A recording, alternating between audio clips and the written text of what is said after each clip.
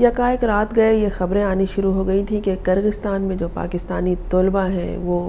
مشکل میں ہیں، ان پہ یکایک افتاد آن پڑی ہے۔ جو فوٹیج سامنے آئی ہے اس میں یہی تھا کہ طلبہ اپنی جان بچانے کے لیے ادھر ادھر بھاگ رہے تھے، اور پرتشدد کچھ فوٹیج بھی تھیں جن میں دیکھا جا رہا تھا کہ طلبہ پہ تشدد کیا جا رہا ہے، انہیں گھسیٹا جا رہا ہے۔ اور پھر جو وہاں سے نمائندے طلبہ تھے پاکستانی جو اپنے اپارٹمنٹ میں محفوظ تھے، انہوں نے پھر رابطہ کیا دنیا سے، خاص طور پر پاکستانی صحافیوں سے، اور انہوں نے بتایا جو صورتحال تھی، جو انہوں نے دیکھا تھا، جس خوف و ہراس میں وہ مبتلا تھے۔ انہوں نے بتایا کہ وہ اس لیے محفوظ ہیں کہ وہ اپنے اکیلے اپارٹمنٹ میں دوستوں کے ساتھ رہتے ہیں، اور صرف پاکستانی طلبہ نہیں، اس میں بھارتی طلبہ بھی تھے اور بنگلہ دیشی بھی تھے، جن میں سے زخمی بھی ہوئے ہیں لوگ۔ اور جو کچھ انہوں نے دیکھا، اپنے آنکھوں دیکھا حال پاکستانی میڈیا کو بتایا، اپنے دوستوں کو بتایا، اپنے گھر والوں کو اپنی خیریت سے آگاہ کیا، اور انہی کے ذریعے یہ ساری لائیو فوٹیجز بھی آئی ہیں، لائیو ویڈیو آئی ہیں، اور انہوں نے لائیو گفتگو بھی کی ہے۔ کرغزستان میں ہوا کیا تھا؟ ہوا یہ تھا کہ 2 روز قبل ایک کرغز کی، یعنی جو وہاں کا مقامی شہری تھا، اس کی چند مصری طلبہ سے لڑائی ہو گئی تھی، جس میں مصری طلبہ نے اس کو کافی مارا، اور اس کے بعد وہ رات 12 بجے کے بعد دوسرے دن کرغز شہریوں کا ایک جتھا بنا کر تمام غیر ملکی طلبہ پر انہوں نے حملہ کرنا شروع کر دیا۔ ان کا نشانہ صرف پاکستانی نہیں تھے، جیسا کہ لوگوں نے بتایا کہ پاکستانی کے ساتھ ہو رہا ہے، نہیں، جو وہاں سے لائیو بات ہوئی ہے بچوں سے، نوجوانوں سے، وہ یہ بتا رہے ہیں کہ صرف ہم نہیں ہیں، اس میں ہمارے بھارتی بھی ہیں، کیونکہ پاکستانی بھارتی طلبہ اور بنگلہ دیشی ایک جیسے لگتے ہیں، ان کی اسکن، ان کا جو حلیہ ہے، ان کا آؤٹ فٹ، یہ سب تقریباً ملتا جلتا ہوتا ہے، اور ایک ہی خطے سے تعلق رکھتے ہیں، تو وہ ایک جیسے لگتے ہیں، تو یہ سب نشانہ بنے ہیں۔ یہ خبر اگر آ رہی ہے کہیں کہ صرف پاکستانی طلبہ نشانہ بنے ہیں، تو ایسا نہیں ہے، نہ پاکستانی طلبہ کی کسی سے لڑائی ہوئی ہے، اور نہ خاص طور پہ وہ نشانہ بنے، وہ اس گھیراؤ میں آ گئے ہیں، انہیں بھی رگیٹ دیا گیا ہے۔ لیکن یہ ہے کہ جب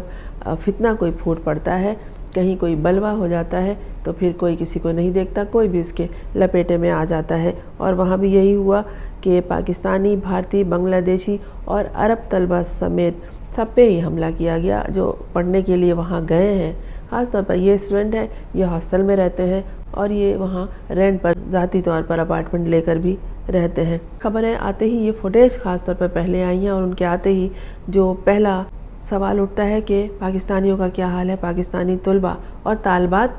جو ہیں وہاں موجود ہے کثیر تعداد میں، ان سب کا کیا حال ہے۔ وہاں کے جو مقامی لوگ تھے کرغز، ان کی لڑائی مصری سے ہوئی تھی، لیکن جو بھی ان کو غیر ملکی ملا، غیر ملکی میں سب آتے ہیں، پاکستانی، بھارتی، بنگلہ دیشی، عرب، اور بھی ادھر ادھر کے جتنے تھے، جو بھی ملا، جن کی لینگویج دوسری ہو، یا ان کو سمجھ میں آیا کہ یہ غیر ملکی ہے اور ہمارے زمین پر ہے، وہ پھر نشانہ بنایا گیا ان سب کو۔ اگر اس طرح کی کوئی خبر آپ نے پڑھی ہے یا سنی ہے کہ خاص طور پر پاکستانی طلبہ کو نشانہ بنایا گیا ہے، تو ایسا ہرگز نہیں ہے، سب اس کے لپیٹے میں آئے ہیں۔ انہیں صرف غیر ملکی طلبہ سے بدلہ لینا تھا جو باہر کے تھے، یہ کسی بھی سرزمین سے تعلق رکھنے والے ہو سکتے ہیں، اور انہیں جو بھی بین الاقوامی انٹرنیشنل طالب علم ملا، انہوں نے اس کے سامان کی توڑ پھوڑ کی، انہوں نے ان کے کمروں کے شیشے توڑے، دروازے توڑے، اور جو بھی تشدد کر سکتے تھے وہ انہوں نے کیا۔ اور پاکستان کی ایمبیسی کے مطابق 23 پاکستانی طلبہ زخمی ہوئے ہیں۔ کسی کے ہلاکت کی یا کسی کے ریپ کی خبر جو آ رہی تھی، یہ خبریں کہ لڑکیوں کے ہاسٹل میں گھس کے بھی وہاں لڑکیوں کا ریپ کیا گیا ہے، تو اس طرح کی کوئی خبر نہیں آئی ہے۔ اور خاص طور پر سوشل میڈیا پر جس طالب علم کے انتقال کی خبر آ رہی ہے، یہ زخمی تھا اور تشدد سہ نہ سکا اور چل بسا، وہ پاکستانی نہیں ہے۔ وہاں یہ تشدد کارروائی اتنے بڑے پیمانے پر کیسے بڑھ گئی کہ سارے بین الاقوامی انٹرنیشنل اسٹوڈنٹ اس کے زیر اثر آنے لگے۔ 2 افراد میں جو لڑائی ہوئی ہے، ایک مصری اور ایک وہاں کا مقامی کرغز تھا، تو یہ پھر یہ ہوتا ہے کہ اس لڑائی میں پھر ایک گروپ آ جاتا ہے، پھر دوسرا گروپ آ جاتا ہے، اور وہ پھر یہی بات کرتے ہیں کہ یہ ہماری سرزمین سے تعلق رکھنے والے نہیں ہیں، یہ باہر سے آئے ہوئے ہیں، اور پھر اس میں سب شامل ہو گئے۔ اور ایسے معاملات میں جب ایسے واقعات ہوتے ہیں، اس طرح کی کوئی بات ہوتی ہے، تو وہاں سب سے پہلے جو کارروائی ہوتی ہے وہ افواہوں کی ہوتی ہے. افواہیں ایک کی طرف سے آتی ہیں، دوسرے کی طرف سے آتی ہیں، پرتشدد کارروائی مزید بڑھ جاتی ہے. اور زیر گردش افواہوں نے اس میں سب سے برا کام کیا. اور کیونکہ یہ بھی کہا جا رہا تھا خاص طور پر پاکستانی طلباء کی طرف سے جو خیبر پختونخوا سے تعلق رکھتے ہیں، الگ وہ رہتے تھے اپارٹمنٹ میں، انہوں نے جو دیکھا، فوٹیج بنائی، انہوں نے یہ کہا کہ لڑکیوں کے ہاسٹل پہ بھی حملہ ہوا ہے اور وہاں بھی حالات ٹھیک نہیں ہیں. لیکن جو خبریں اڑائی گئی افواہیں کہ وہاں قتل ہو گئے طالب علم، اس طرح کا کوئی معاملہ وہاں نہیں ہوا ہے. طلباء نے اپنے طور پہ بھی ایمبیسی سے رابطہ کیا، پاکستان میں اپنے گھر سے، اپنے بڑوں سے رابطہ کیا. جب ایمبیسی سے رابطہ کیا جاتا تو انہیں یہ جواب ملا کہ پاکستان کی جو ایمبیسی ہے کرغزستان میں، وہاں صرف 2 افراد ہیں. پاکستان کی خارجہ پالیسی میں کرغزستان کی کوئی اتنی زیادہ اہمیت نہیں ہے، تو وہاں ایمبیسی میں اتنا اسٹاف بھی نہیں ہوتا. اس لیے ان 2 لوگوں نے اپنی بساط کے مطابق جو بھی ان سے ممکن ہو سکا انہوں نے کیا، حکومت سے رابطہ کیا. اور وسائل کی کمی تھی، وہاں ان کے پاس اختیارات نہیں تھے. آپ انٹرنیشنل ایمبیسی کھولتے ہیں اور کہتے ہیں ہمارے پاس نہ اختیارات ہیں نہ وسائل ہیں. 2 لوگ ہیں جو خانہ پوری کر رہے تھے. اس مشکل وقت میں اس طرح کے بہت ضرورت ہوتی ہے، لوگ اپنے ایمبیسی کی طرف دیکھتے ہیں. اور ان طلباء نے بھی ایمبیسی سے رابطہ کیا. اب وزارت خارجہ یہ کرتی رہی کہ ان کی سب سے پہلی کوشش ہوئی کہ طلباء اپنے گھر والوں کو بتائیں، اپنے ملک میں بتائیں کہ وہ خیریت سے ہیں اور کسی کے زخمی ہونے کی، پرتشدد کارروائی کے بعد موت کے منہ میں پہنچنے کی کوئی اطلاع نہیں ہے. اب